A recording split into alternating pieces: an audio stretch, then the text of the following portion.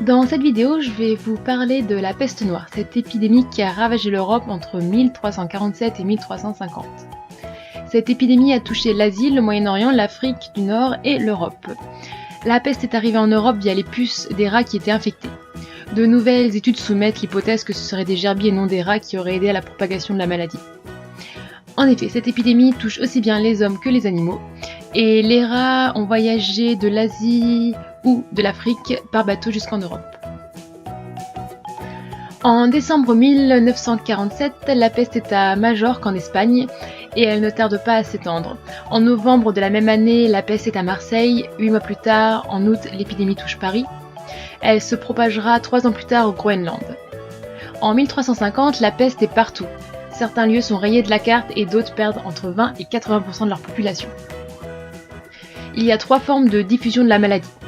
Bubonique, septicémique, qui sont transmises par les puces, ou pulmonaire, qui se transmet par les postillons de la victime lorsqu'elle tousse ou éternue. Pour les malades, la mort arrive rapidement. Ils ont déjà des maux de tête, des frissons, de la fièvre, des vomissements. Et 1 à 2 jours plus tard, apparaissent des ganglions gonflés et douloureux dans le cou ou sous le bras ou à l'intérieur des cuisses. Les ganglions sont violets ou noirs et ils sont pleins de sang et de pus et finissent par s'ouvrir. Ensuite, une hémorragie interne vient achever le malade. Certaines personnes ont survécu à la peste bubonique, mais néanmoins il est impossible de survivre à la peste pulmonaire qui attaque les poumons. Et pour la peste septicémique, elle est beaucoup plus rapide car en fait elle empoisonne le sang et la mort arrive donc très rapidement. À Londres, les conditions sanitaires étaient mauvaises à cette époque et la peste se propagea très rapidement. En février et avril 1349, 200 personnes sont inhumées par jour, de nouveaux cimetières sont créés et les corps sont inhumés 5 par 5. On estime le nombre de victimes en Europe de 30 à 50% de la population européenne et pour la France, c'est 50% de la population qui décède. L'épidémie se calme en 1350, mais elle réapparaîtra à plusieurs reprises jusqu'au XVe siècle. Les médecins de la peste déterminent juste si le malade était atteint ou non de la maladie.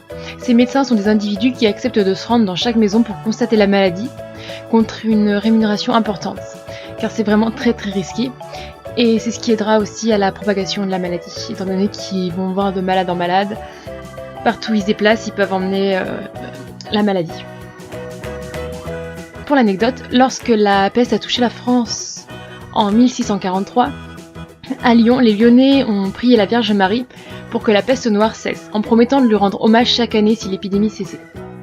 Le 8 septembre était la date pour célébrer cet événement.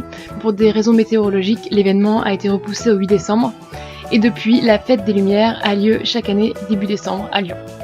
On y voit des petites bougies en hommage à la Vierge Marie à toutes les fenêtres et de grandes animations dans le centre de Lyon.